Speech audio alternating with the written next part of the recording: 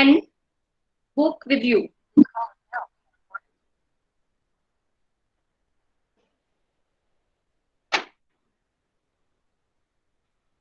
Yes बच्चे, first activity of chapter profit and loss, choose the correct option. Here, three options are given to you. You have to choose one option, but you must read the statement carefully. Like question number 1, the price at which an article is sold is called selling price, cost price, or profit. Write your answer in chat box. You must read the statement carefully. Whenever we have to sell something, that price is called selling price, cost price, or profit. Very good. शाबाश. Okay, सबका answer क्या आ रहा है? A, selling price. Good.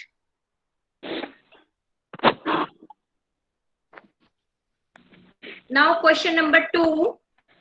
अब बच्चे 2 number लिख के फिर आंसर लिखना चैट बॉक्स में. The price at which an article is purchased. Article is purchased is called selling price, cost price, loss. Very good. तीश मंगल जी, बच्चे ये आप क्या चैट बॉक्स में लिख रहे हो?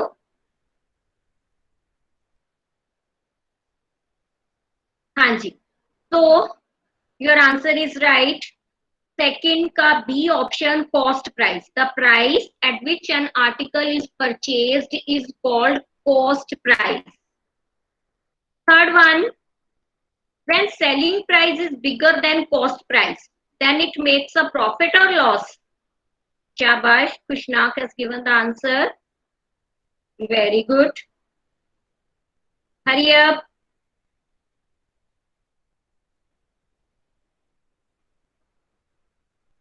Very good. So profit. I think these three concepts are clear to everyone कि अगर selling price bigger है cost price से तो क्या हो रहा है? Profit हो रहा है. But in case cost price bigger हो selling price से तो क्या होएगा?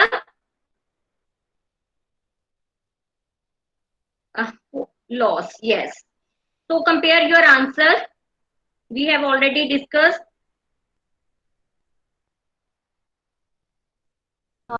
Potential.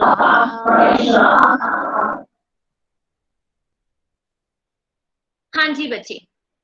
Now think and answer. One statement is given.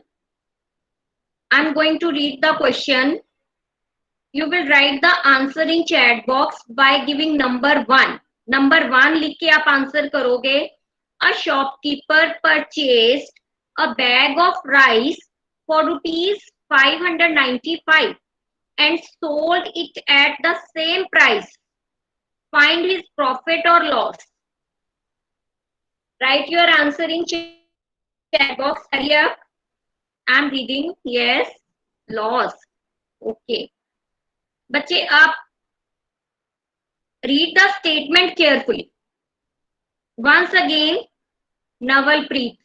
Very good. Clap for Navalpreet. Shabash. Very good. Very good. कि शॉपकीपर ने, लिसन द स्टेटमेंट, शॉपकीपर ने जो rice का बैग है वो 595 का परचेज किया और सेम ही प्राइस पे उसको सेल कर दिया 595 का ही. तो उसको क्या प्रॉफिट हुआ और क्या लॉस हुआ? सपोज करो आपको भी, आपके लिए एग्जांपल दे रही हूँ कि आप शॉपकीपर से आपने एक टी शर्ट परचेज की 200 की. आपने वही टी शर्ट सेम 200 की ही फर्दर किसी को सेल कर दी. तो क्या वहां पे आपको कोई प्रॉफिट और लॉस हुआ?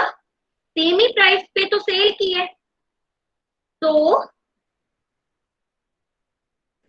Answer is no profit no loss. ये क्वेश्चन आपको कंफ्यूज करने के लिए था कि आप पहले रीड करो स्टेटमेंट को प्रॉपरली. जरूरी नहीं हर बार प्रॉफिट की अमाउंट ही आए या लॉस की आए. क्लियर? तो read the question carefully. Same price पे वही चीज को हम सेल कर रहे हैं तो हमें ना प्रॉफिट होएगा ना ही लॉस होएगा.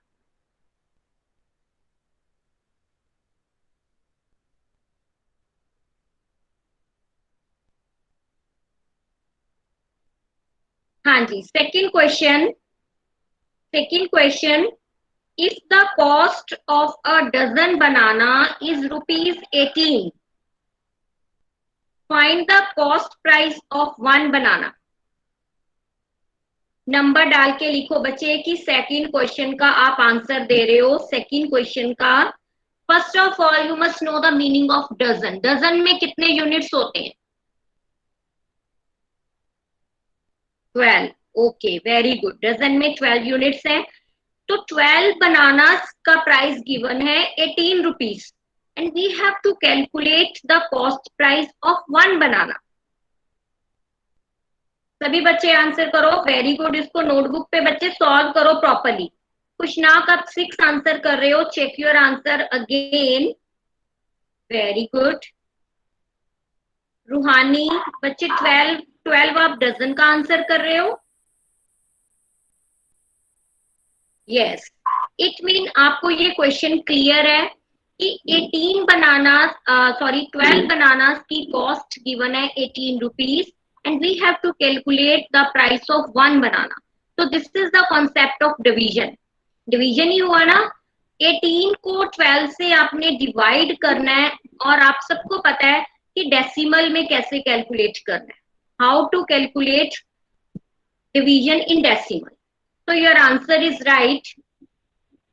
1 rupee 50 paisa, or we can say yes, your answer is also right कि rupees 1 decimal 5, or we can say 1 rupee 50 paisa. Very good.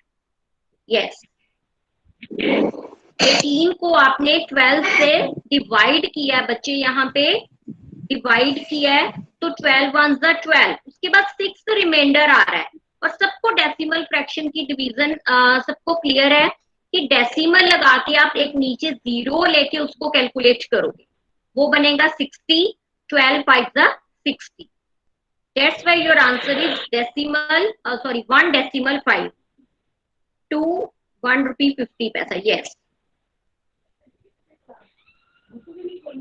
वो तो हमारा सब कुछ खत्म हो गया ना सिलेबस, इसलिए मैं बच्चे don't unmute. समझा दो ना रे. I think Hitesh, बच्चे write your doubt in chat box. Question number 3. Raju bought a motorcycle for rupees 36,000 and sold it at rupees 32,000. Find the gain or loss. बच्चे अगर लॉस हो रहा है पहले तो आप नंबर डाल के लिखोगे कि थर्ड का लॉस है या गेन है. You must write the amount also with gain और लॉस कि कितना गेन हो रहा है और कितना लॉस हो रहा है. 36,000 जो है वो मोटरसाइकिल का कॉस्ट प्राइस है. Clear. Cost price of a motorcycle is rupees 36,000. Selling price is equal to rupees 32,000. Now here you check. Few students. Okay. Yes. Very good. शाबाश. सभी बच्चे आंसर करो. Very good. Yes. Here cost price is bigger than selling price. Like 36,000 की जो amount है वो बिगर है 32,000 से. इट मीन यहाँ पे क्या हो रहा है, लॉस हो रहा है इस question. Clear. Now apply the formula to calculate loss. Loss equal to cost price minus selling price. 36,000 minus 32,000 तो लॉस आ गया 4,000. Very good.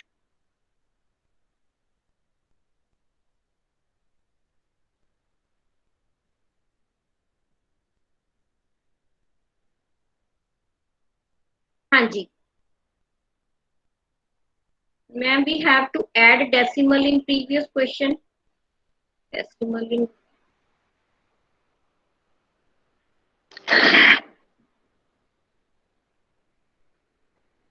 yes.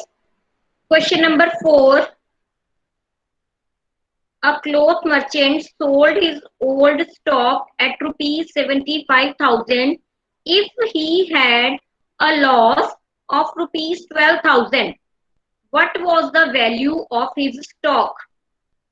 Read the question carefully. Kushnak, Neha Gupta, बच्चे write your name. With answer Neha Gupta, I don't know the name of the student कि कौन है ये। 87,000, okay, हाँ जी। तो यहाँ पे जो है सेलिंग प्राइस गिवन है 75,000, selling price of stock is equal to ₹75,000, loss is equal to ₹12,000। Here we have to calculate cost price कि what was the value of his stock, उसके स्टॉक की वैल्यू कितनी थी, मीन्स टू से cost price कितना था। Clear? तो cost price is equal to selling price plus loss, 75,000 plus 12,000। Vasavi बच्चे 8700 लिख रहे हो, आई थिंक बाय मिस्टेक आपसे एक जीरो कम लिखी है, बट मैथ्स में ऐसे कंसीडर नहीं होएगा। Before sending the answer check your answer, okay. हाँ जी, तो कॉस्ट प्राइस है 87,000 rupees, 87,000।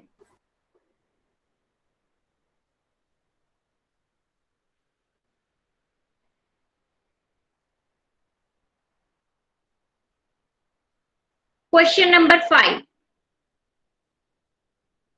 which is the best deal? Here two options are given. आपको इन दोनों में से बेस्ट चूज करनी है आपके according. When you have to you went to the market and you want to buy kite, a dozen of kites for ₹144, a pack of 3 kites, means to say dozen mean 12। First statement में 12 kites की price given है 144, ठीक है। और second option में 3 kites का price है 42। दोनों में से बेस्ट क्या है? अगर हम मार्केट में जाएं और हमें शॉपकीपर एक ऑफर दे कि इन दोनों ऑप्शन में से आपको ये चूज कर लो, आपके लिए बेस्ट है, तो which one? If okay, few students, no one Jacqueline, ये आप अगर काइट नहीं परचेज करने तो कोई बात नहीं, बट इस क्वेश्चन का आंसर करो चैट बॉक्स में, ए और बी में से। ओके, अगर आपको लग रहा है ए ऑप्शन है तो राइट योर आंसर कि ए ऑप्शन बेस्ट क्यों है। जिसको बी लग रहा है वो बी की ऑप्शन का आंसर दो कि बी ऑप्शन बेस्ट डील क्यों है। शाबाश, अपनी 12 guides, okay, very good very good. बच्चे ए और बी में आंसर नहीं करोगे, आप प्रॉपर आंसर दोगे कि उसको बेस्ट ऑफर क्यों लगी है, बेस्ट डील क्यों है। Very good, 12 kites, ₹4, 14 rupees 3 pack of kites. Answer दोनों ही ए और बी में ही आ रहे हैं, इट मीन कंफ्यूजन है आपको। Yes, see here, A option में आपने क्या करना है, नोटबुक पे 144 को 12 से डिवाइड कर लेना है। क्यों करना है? Because we have to calculate the cost price, sorry yes, price of kite, one kite, तो वो आ गया 12 आ गया वन काइट की प्राइस ए ऑप्शन में। बी ऑप्शन में 3 काइट्स 42 के मिल रहे हैं, डिवाइड करके देखा तो वन काइट का प्राइस मिल रहा है 14 रुपीज। ए ऑप्शन में वन काइट की प्राइस है 12 रुपीज और बी ऑप्शन में वन काइट की प्राइस है 14 रुपीज। तो ऑब्वियस है ना, जो हमें इन दोनों में से चीप लगेगा हम वही लेंगे, 12 वाला। हम महंगी चीज थोड़ी परचेज करेंगे कि हाँ जी 14 वाला दे दो। जो ऑप्शन में हमें लगेगा कि ये प्राइस उससे कम है तो कम रेट की चीज परचेज करेंगे।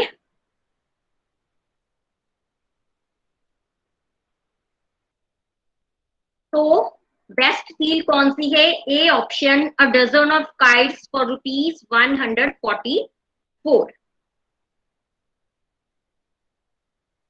आई hope this question is clear to everyone, कि इसमें कोई कंफ्यूजन ना हो बच्चे। ये मेंटल एबिलिटी का बहुत ही अच्छा क्वेश्चन है। Ma'am how? I am going to explain again कि जो डजन काइट्स है उसका प्राइस है 144। ठीक है, हम इसमें क्या करते हैं, वन काइट की प्राइस कैलकुलेट कर लेते हैं। 144 को आप कितने डजन में होते हैं, 12, तो 12 से डिवाइड किया तो आ गया 12। वन काइट का प्राइस आ गया 12। और सेकंड ऑप्शन में 3 काइट्स हमें 42 में मिल रहे हैं, तो वन काइट का प्राइस है 14 रुपीज। ठीक है, तो 12 रुपीज एक काइट की प्राइस आ रही है, दूसरे की 14। तो ऑब्वियस है हम 12 रुपीज वाला ही परचेज करेंगे, ऑप्शन को चूज करेंगे। ओके,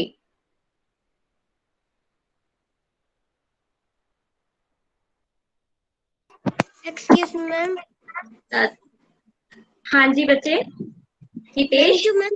मैम जो प्रीवियस स्लाइड है मैं वो एक बार दिखाना। Just a minute.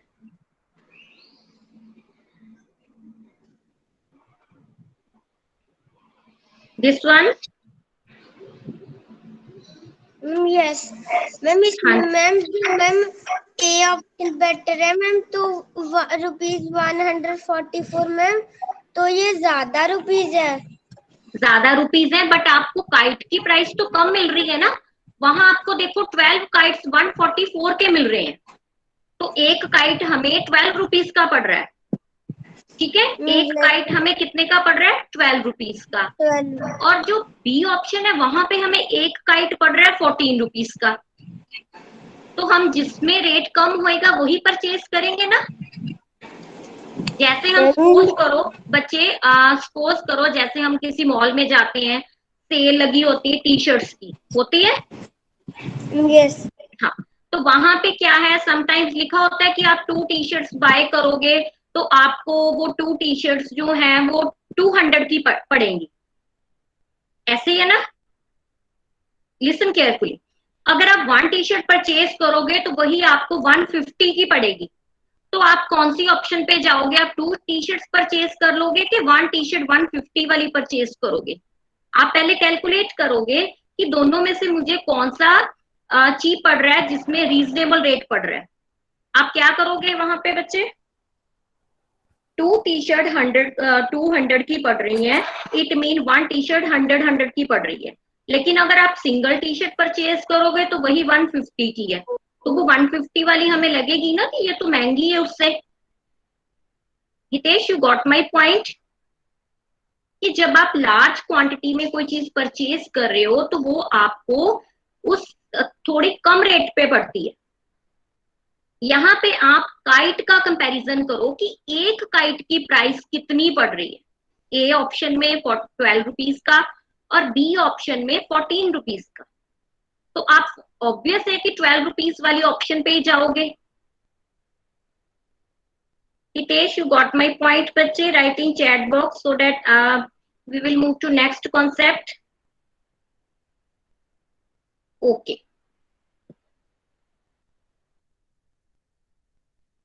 हाँ जी बच्चे, अब ये जो एक्टिविटी है, this is the activity of metric system. Metric system in this standard, not we have deleted this chapter ना मेट्रिक सिस्टम का, उसकी जगह पे हमने प्रॉफिट एंड लॉस किया है। तो मेट्रिक सिस्टम जो चैप्टर है, you have already done in class 4। Class 4 में सब बच्चों ने ये मेट्रिक सिस्टम चैप्टर किया है। तो थोड़ा सा इसको रिकैप्चुलेट करते हैं। फॉर द रिकैप्चुलेशन, हियर सी, अगर आपको लर्न है याद, देखो यहाँ पे है किलो, हेक्टो, डेका, उसके बाद है यूनिट्स। यूनिट्स क्या है, metre, gram, litre, deci, centi, milli. Write in chat box में कि सबको ये मेट्रिक सिस्टम के यूनिट्स याद है। ओके, यस, 4th क्लास का ये चैप्टर है। वेरी गुड नीलम रानी, नो। अच्छा, आप 4th क्लास के मैथ्स को भूल गए हो। Okay, yes. तो here I am giving few blanks to check your knowledge कि आपको ये प्रीवियस चैप्टर जो है वो आपको कुछ लर्न है भी या नहीं। या 4th क्लास का जो मैट्रिक सिस्टम है, क्या वो भूल गए हो? हाँ जी बच्चे, write your answer in chat box. आपकी हेल्प के लिए मैंने यहाँ पे आपको टेबल दिया है, kilo, hecto, deca, unit, deci, centi, milli. Yes, okay, start to solve. 1 kilometre is equal to dash metre. सभी बच्चे आंसर करना। वेरी गुड, ओके, शाबाश।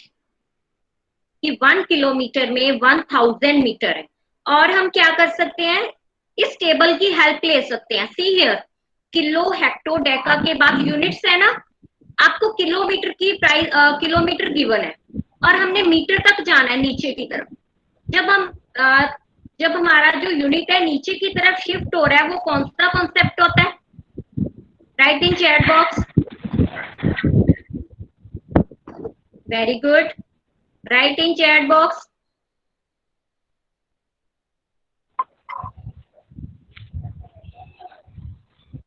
Please repeat. Okay, like kilo, hecto, Deka और यूनिट है, ठीक है। तो किलो से आपने 1 किलोमीटर में कितने मीटर्स हैं, तो कितने यूनिट वो क्रॉस करके जा रहा है, आपको पता हर एक यूनिट में कितने हैं? 10। 1 किलो में 10 10 10 का गैप होता है सब में, ठीक है। इसीलिए आप जब हेक्टो 1 हो गया, डेका सेकंड वाला हो गया, फिर मीटर आ गया, तो 1 2 3, इसीलिए हमने 1 के साथ कितनी जीरो लगाई है? 3 जीरो लगाई है। उसको क्या बनाया है? 1000। वेरी गुड, उसको क्या बनाया है? 1000 बनाया। इसीलिए 1 किलोमीटर में कितने मीटर है? 1000। हाँ जी, अब नंबर 2 डाल के, वेरी गुड बच्चे, नंबर 2 डाल के लिखो क्वेश्चन नंबर सेकंड, नंबर 2 का आंसर। 1 सेंटीमीटर में मिलीमीटर। सी हियर, सेंटी से मिली में कितना गैप है? ओनली 10 का गैप है, 10 का ही गैप है ना, इसीलिए आपका आंसर क्या आ रहा है? 10 आ रहा है। सेंटी से मिली में कितना आ रहा है? 10 का गैप। वेरी गुड, हाँ जी। Third question, third question, 4 litre में मिलीलीटर। मैम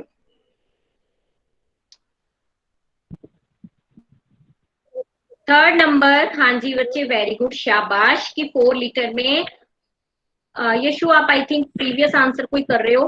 फोर्थ, थर्ड का आंसर है 4000। 4 लीटर में 4000 मिलीलीटर। और 1 किलोग्राम में hectogram. Hurry up, 10। Very good. और 1 लीटर में centilitre.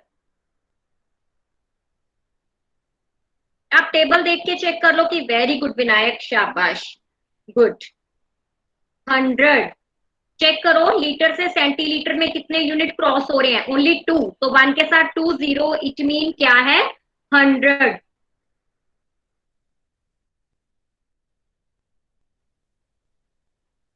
Now compare your answer. This is only for the recapitulation of previous concept metric system. Clear?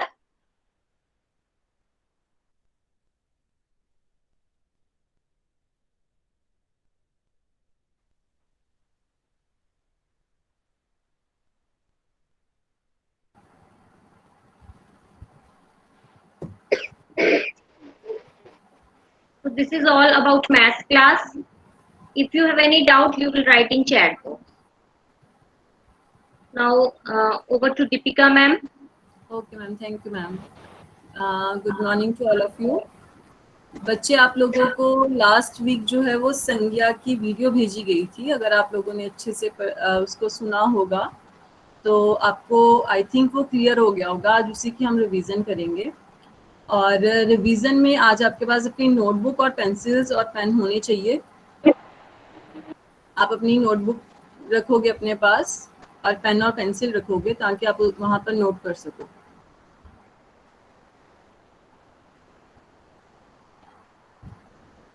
Okay.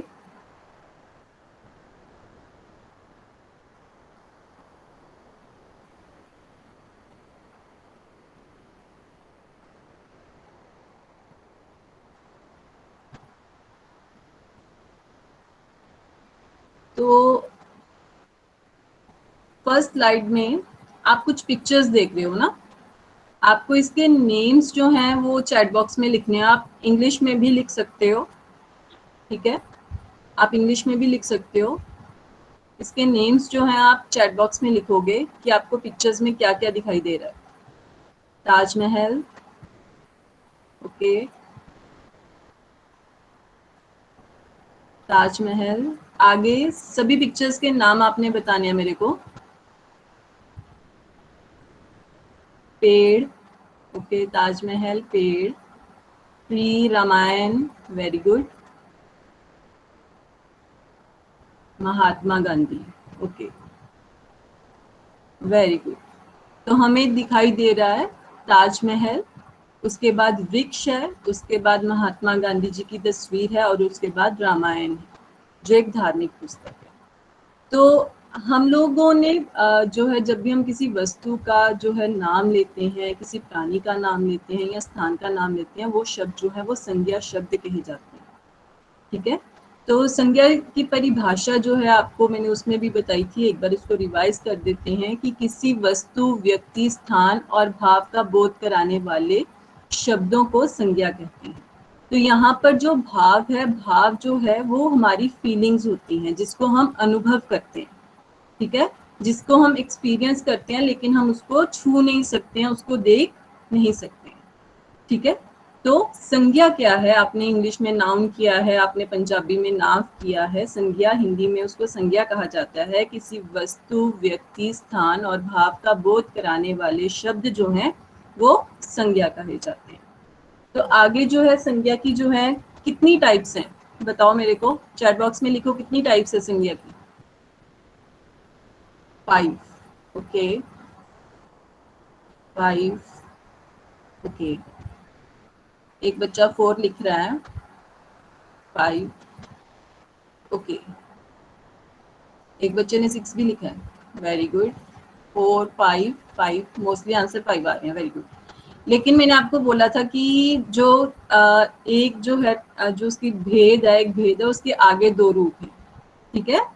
तो वैसे जो है हमारी संज्ञा के जो हैं वो 3 प्रकार होते हैं, 3 भेद होते हैं, लेकिन जो उसमें से एक भेद है उसको आगे 2 भागों में विभाजित किया गया है। तो चलिए एक बार संज्ञा के जो है वो भेद भी देखते हैं। पहली है व्यक्तिवाचक संज्ञा, ठीक है।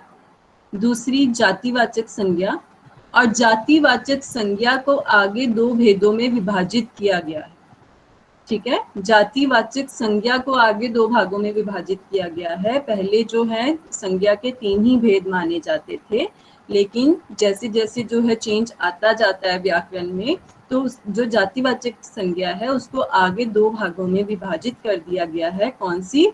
समूहवाचक संज्ञा और द्रव्यवाचक संज्ञा, ठीक है। और उसके बाद है भाववाचक संज्ञा। Clear? Ma'am my screen is visible? Yes, ma'am, it is. Okay ma'am. Next बच्चे, आपको यहाँ पर मैंने कुछ सेंटेंसेस दिए हैं, आपने इसमें से जो है आप इसको भी इंग्लिश में आप मेरे को आंसर दे सकते हो, चैट बॉक्स में इंग्लिश में लिख सकते हो, और साथ ही साथ आप अपनी नोटबुक्स में जो है जो संज्ञा शब्द हैं सिर्फ आपने उन संज्ञा शब्दों को लिखना है। मैं किसी भी बच्चे को बोल दूंगी, वो मेरे को अपनी नोटबुक में से पढ़ के बताएगा कि इसमें से कौन कौन से संज्ञा शब्द हैं। आपके लिए सेंटेंस बोल रही हूँ। रमेश चला गया, हम इंडिया गेट घूमने गए, मैंने रामायण पढ़ी।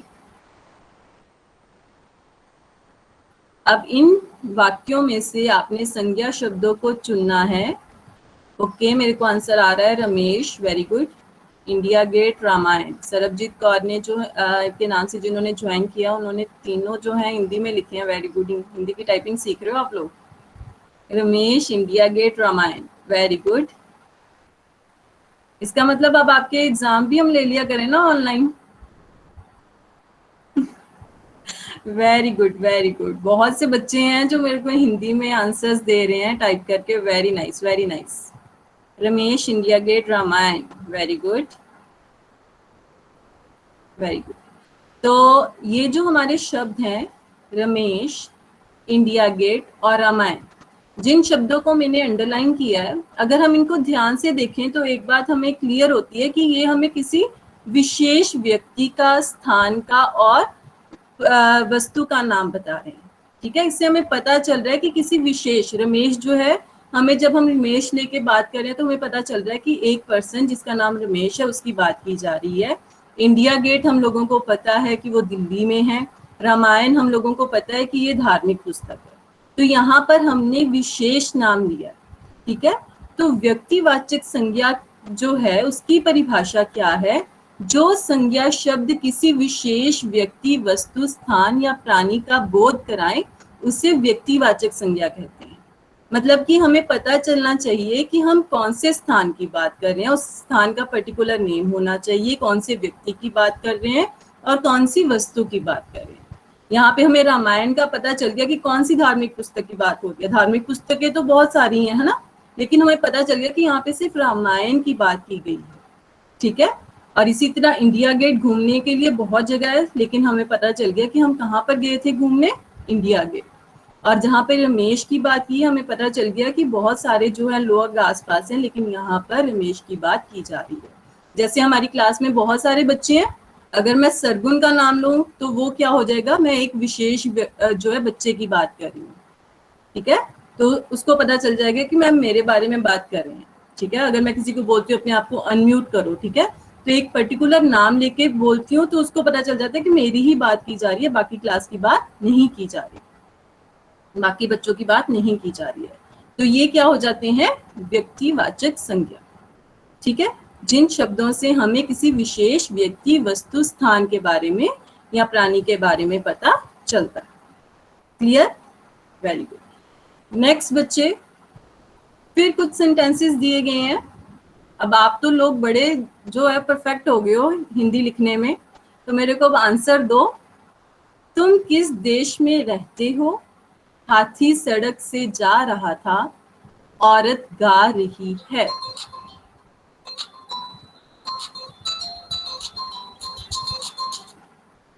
औरत गा रही है। सॉरी,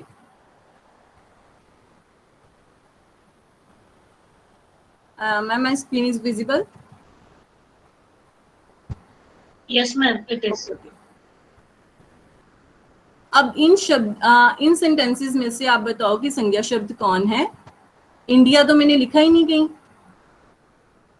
मैं यहाँ पे क्वेश्चन नहीं पूछ रही हूँ, आप लोगों ने इन वाक्यों में से मेरे को बताना है कि संज्ञा शब्द कौन से हैं। देश, वेरी गुड। जसुम ढिंगरा ने आंसर दिया है देश, वेरी गुड। नेक्स्ट सेंटेंसेस जो हैं वो देखो, उसमें से आप बताओ मेरे को कि इसमें संज्ञा शब्द कौन कौन से हैं। हाँ जी, एलिफेंट, हाथी, वेरी गुड, वेरी गुड। हाथी, औरत, वेरी गुड। एक और है, एक जो है वो आप स्किप कर गए हो, एक और है। किस नहीं है, हाथी, औरत, ठीक है। सरबजीत कौर के नाम से जिन्होंने ज्वाइन किया है बच्चे, किस नहीं है, किस जो है वो सर्वनाम होता है। देश, हाथी, औरत और सड़क। ठीक है, चंदन के नाम से जिन्होंने ज्वाइन किया उन्होंने आंसर दिया था। तो हमारे यहाँ पर संज्ञा शब्द है, पहला है देश, दूसरा हाथी, तीसरा सड़क और चौथा है औरत। अब यहाँ पर अगर हम इन शब्दों को देखें तो हमें क्या पता चल रहा है, यहाँ पर किसी पर्टिकुलर जो है देश की नाम नहीं लिया गया ना। यहाँ पे इंडिया तो नहीं लिखा गया, यहाँ पे भारत नहीं लिखा गया, हाथी का विशेष नाम नहीं लिया गया। सड़क कोई भी हो सकती है, चाहे वो सड़क जो है वो हमारे फगवाड़ा की हो, चाहे वो कपूरथला की हो, है ना। और यहाँ पे औरत की बात की गई है। औरत हमें नहीं पता, उसका विशेष नाम नहीं बताया गया कि कौन सी औरत जो है वो गाना गा रही है। अगर मैं बोलूं कि विद्यार्थी लिख रहे हैं, अब आपको ये नहीं पता कि मैम ने कौन से पर्टिकुलर बच्चे की बात की है। ठीक है, विद्यार्थी में आप सब आगे हो ना। तो ये जो है, ये शब्द जो है हम किसी पूरी जाति के लिए प्रयोग करते हैं। जाति का मतलब एक तरह के रंग, रूप, स्वभाव और व्यवहार वाली चीजें, व्यक्ति या स्थान। ठीक है, तो जो शब्द, जिन शब्दों द्वारा किसी प्राणी, वस्तु और स्थान की पूरी जाति का बोध हो, उससे जातिवाचक संज्ञा कहते हैं। जैसे लड़का, लड़की, विद्यार्थी, औरत, पुरुष, ये चीजें हम पूरी जाति के लिए प्रयोग करते हैं।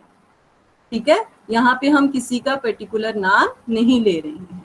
जब हम किसी पूरी जाति के लिए शब्द का प्रयोग करते हैं तो वो होती है जातिवाचक संज्ञा। हाथी, घोड़ा, ठीक है, बिल्ली, ठीक है, अब कोई भी बिल्ली हो हम उसको बिल्ली ही बोलकर बुलाते हैं ना, तो हम उसकी जाति का नाम ले रहे हैं, उसका नाम नहीं ले रहे हैं।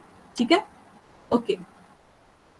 अगर आप भी, मैंने आपको बताया था कि जातिवाचक आगे जो है विभाजित है। कितने भेदों में विभाजित है, मुझे आंसर दो चैट बॉक्स में। 2, वेरी गुड, शाबाश, वेरी गुड। ठीक है, जो जातिवाचक संज्ञा है इसको आगे 2 भागों में विभाजित किया गया है। तो अब जो है आपके सामने जो है फिर 3 सेंटेंसेस लिखे गए हैं। अब आपने इसमें से जो है मेरे को बताना है कि संज्ञा शब्द कौन से हैं। सभा में निर्णय लिया गया, कीर्तन मंडली जा रही थी, हमारी टीम जीत गई। अब इनमें से आप संज्ञा शब्द ढूंढोगे और लिखोगे। यस, यशिका मेरे को दिखाई दे रही है नोटबुक पे लिखती हुई। बलजीत सिंह के नाम से जिन्होंने ज्वाइन किया वो कुछ नहीं लिख रही है नोटबुक पे। बच्चे right in your notebook also, okay. सभा, टीम, वेरी गुड, आंसर्स आ रहे हैं मेरे पास, वेरी गुड। सभा, टीम, ओके। कीर्तन मंडली, वेरी गुड, ओके। मुझे आंसर्स आ चुके हैं। तो हमारे फर्स्ट जो सेंटेंस है उसमें जो है हमारा संज्ञा शब्द है वो है सभा, उसके बाद है कीर्तन मंडली, उसके बाद है टीम। ठीक है, इसमें एक और संज्ञा शब्द है लेकिन वो मैं अभी आपके साथ डिस्कस नहीं करूंगी। आप इन 3 शब्दों को ध्यान से देखो, सभा, कीर्तन मंडली, टीम। अब अगर हम इन शब्दों को ध्यान से देखें तो इसकी क्या विशेषता है, कोई बताएगा मेरे को? शिवेन, बच्चे अपने आप को अनम्यूट करो। शिवेन, यस बच्चे बताओगे कि इसमें क्या विशेषता है इन शब्दों में?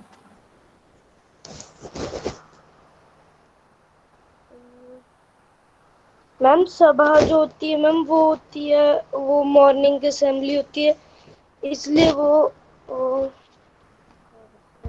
ओके ओके ओके ओके बच्चे अनम्यूट योरसेल्फ। ओके सर, बच्चे अनम्यूट योरसेल्फ। मैम, ये समूहवाचक संज्ञा है। हाँ जी, ये समूहवाचक संज्ञा है और ओके, वेरी गुड। किसी समूह और वेरी गुड बच्चे, आपने पहचान लिया समूहवाचक संज्ञा, मतलब कि यहाँ पर समूह की बात की गई है। ठीक है, यहाँ पे ग्रुप ऑफ पीपल की या ग्रुप ऑफ थिंग्स की, ठीक है, हम कह सकते हैं यहाँ पर जो है वहां पर हम ग्रुप ऑफ पीपल की बात कर रहे हैं। ठीक है ना, सभा जो है लोगों का समूह होता है, कुछ सदस्य होते हैं तब एक सभा बनती है। ठीक है, अब मॉर्निंग असेंबली जब आप बोलते हो तो मॉर्निंग असेंबली में भी सब जो है स्टूडेंट्स जब इकट्ठे खड़े होते हैं तो वो एक सभा हो जाती है। ठीक है, उसके बाद कीर्तन मंडली, जब भी हम घर में कुछ करवाते हैं तो हम कीर्तन मंडली को बुलाते हैं, तो उसमें भी क्या होता है, सिर्फ एक पर्सन नहीं आता है, कुछ लोग जो है वो ग्रुप में आते हैं। और टीम, हम लोगों को पता है जैसे हमारी क्रिकेट टीम है उसमें 12 सदस्य होते हैं। तो ये जो है एक समूह के साथ जो है ये बनते हैं। जिन शब्दों से हमें किसी समूह अथवा समुदाय के नाम का बोध होता है वो समूहवाचक संज्ञा होती है, जिसमें हमें पता चलता है कि ये जो शब्द है ये किसी समूह या समुदाय के लिए प्रयोग किया गया है, इसलिए इसे समूहवाचक संज्ञा भी कहते हैं और समुदायवाचक संज्ञा भी कहते हैं। ठीक है, कंफ्यूज मत होना, समूहवाचक और समुदायवाचक संज्ञा जो है वो एक ही। क्लियर? ओके, नेक्स्ट बच्चे, नेक्स्ट आपकी स्क्रीन पर जो है फिर 3 सेंटेंसेस दिए गए हैं। अब इसको ध्यान से देखो और इसमें से संज्ञा शब्द जो है वो आपने ढूंढने हैं। तेल उधर रख दो, कोयला ला कर जला, हमें स्वस्थ रहने के लिए घी खाना चाहिए। तेल उधर रख दो, कोयला ला कर जला, हमें स्वस्थ रहने के लिए घी खाना चाहिए।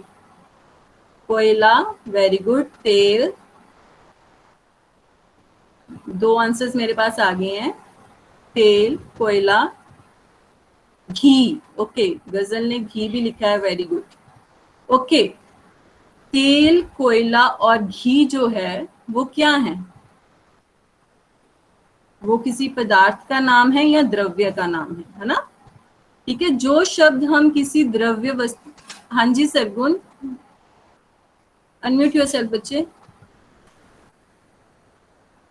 मैम को मैंने वही बोला था कि द्रव्यवाचक संज्ञा ना, कुछ बोलना नहीं। Very good, very good. हाँ जी, द्रव्यवाचक संज्ञा। बच्चे आपने मटेरियल डाउन किए हैं इंग्लिश में, तो हिंदी में उसको बोलते हैं द्रव्यवाचक संज्ञा।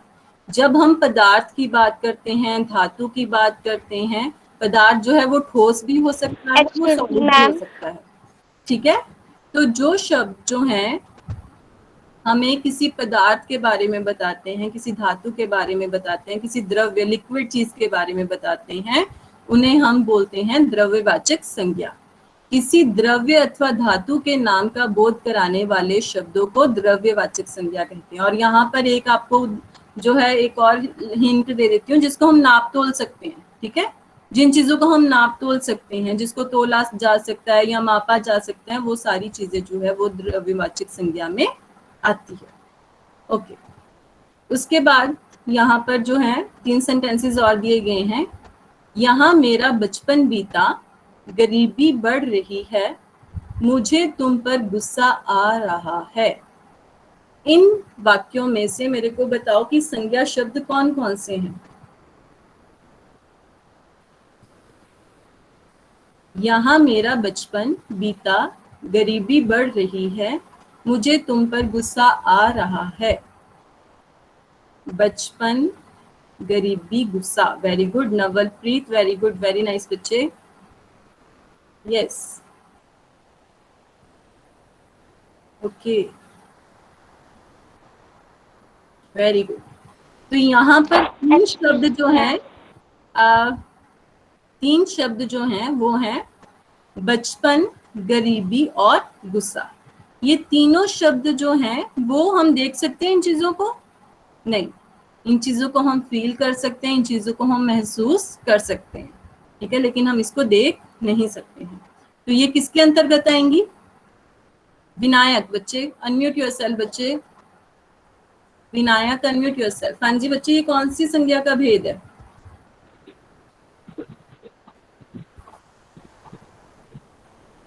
संज्ञा के नाम बोलती हूँ, व्यक्तिवाचक संज्ञा, जातिवाचक संज्ञा, द्रव्यवाचक संज्ञा, समूहवाचक संज्ञा और भाववाचक संज्ञा।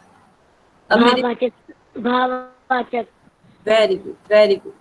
तो ये किसके अंतर्गत आते हैं? भाववाचक संज्ञा। भाव का मतलब होता है जिस चीज को हम फील करते हैं।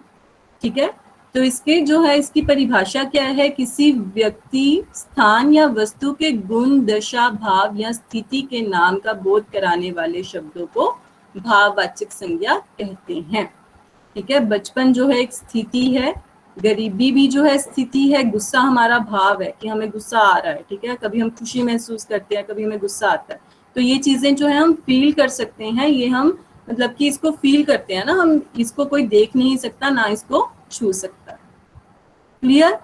तो आपने अगर अभी भी कोई डाउट है बच्चे, एक बार आप वीडियो को दोबारा देखोगे तो आपको क्लियर हो जाएगा। और अगर फिर भी कोई डाउट रह जाता है तो आप मेरे से पूछ सकते हो।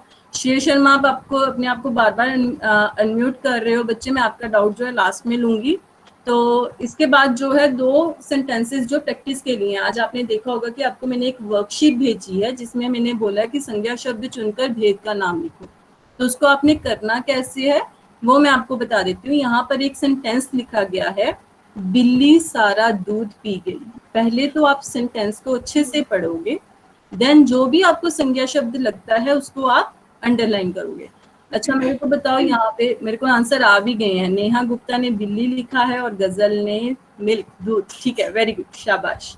तो आपने सबसे पहले जो है सेंटेंस को पढ़ना है, उसके बाद देखना है कि इन शब्दों में से संज्ञा शब्द कौन से हैं, फिर आपने उसको अंडरलाइन कर देना। जैसे मैंने देखो यहाँ पे अंडरलाइन कर दिया, आपने इसी तरह अपने जो सेंटेंस को अंडरलाइन कर लेना है लिख के, और उसके बाद आपने देखना है कि बिल्ली जो है वो किसके अंतर्गत आती है, कौन सा भेद है बिल्ली का। तो यहाँ पर आप देखोगे बिल्ली जो है वो जातिवाचक संज्ञा है और दूध जो है वो द्रव्यवाचक संज्ञा है। इसी तरह आपकी असाइनमेंट में जितने भी आपकी वर्कशीट में जितने भी आपको सेंटेंसेस दिए गए हैं, आपको इसी तरह करना है। क्लियर? उसके बाद सेकंड सेंटेंस है सुरेश की राम से मित्रता है। यहाँ पे मेरे को बताओ कि संज्ञा शब्द कौन कौन से हैं।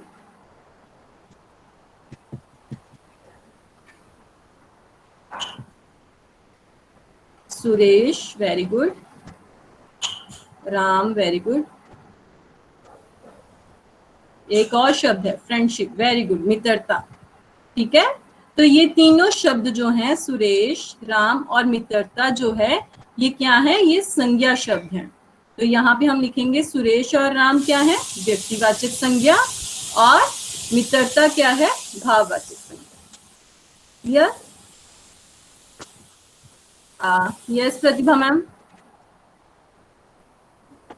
अब आप लोगों के जो भी डाउट्स हैं आप अपने जो है चैट बॉक्स में लिख सकते हो, हम इन डाउट्स को क्लियर करेंगे। और मैं आपको दोबारा बोल रही हूँ कि आप लोगों ने अच्छे से जो है करना है, तो आपको और क्लियर हो जाएगा। और अगर फिर भी कोई डाउट आपको रह जाता है तो आप वीडियो देख सकते हो। अगर फिर भी कोई डाउट है, चाहे आप मेरे को कॉल कर भी अपने डाउट्स क्लियर कर सकते हो। ओके, और अभी अगर किसी के माइंड में कोई डाउट है तो वो आप चैट बॉक्स में लिख सकते हो। यस प्रतिभा मैम।